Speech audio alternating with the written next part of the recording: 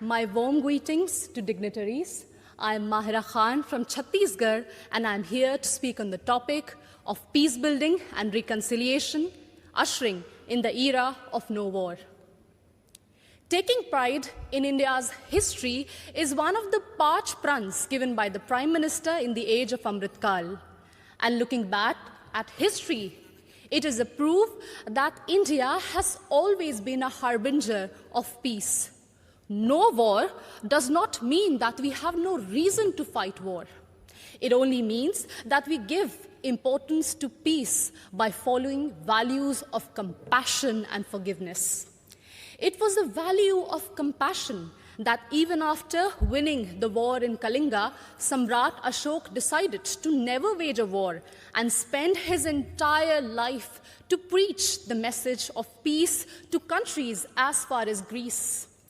It was the value of forgiveness that even after the British sent our soldiers to world wars and our farmers to famines, Mahatma Gandhi still chose ahimsa and satyagraha for independence.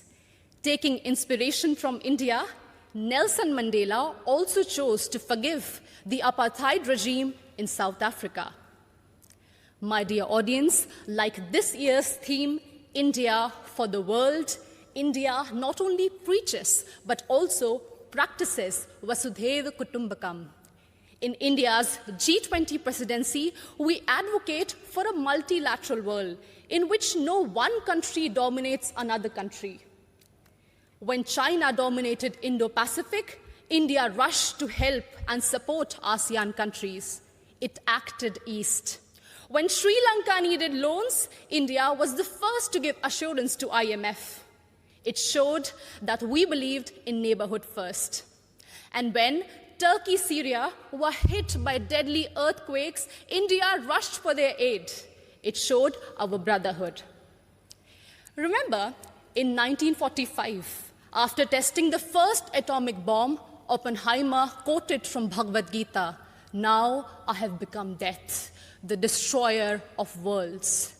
And soon after that, the bombings in Hiroshima and Nagasaki, it was proved that the world does not need a war for peace, but it only needs one war, and that is the war against war itself, exactly what Mahatma Gandhi used to preach.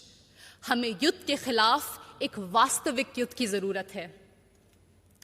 And that's why all of us need to unite for one single cause, our planet Earth. The conflicts in West Asia, Africa, and the constant quest for world dominance between USA and China are doing no good for sustainable and equitable development. And this is worse even in the post-COVID era, something which we cannot afford. And in this circumstance, the world looks at India to find peaceful negotiation and conciliation in the midst of Russian-Ukraine war.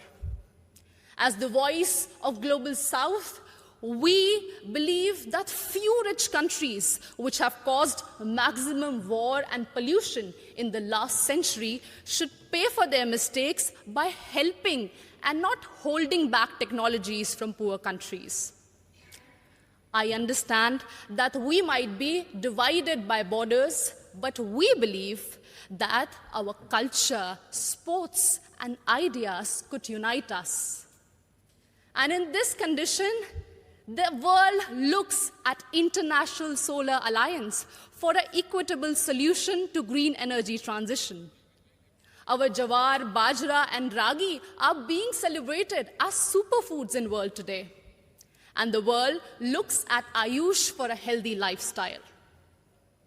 My dear audience, when one youth from Naxal-affected area of Abujmar in Chhattisgarh can strive and participate in international football, it inspires so many of us to strive for a home that is free of conflict and full of opportunities and growth. In us, in each of us, lies immense ability to solve any internal or external conflicts through peace, passion, and compassion. Thank you so much.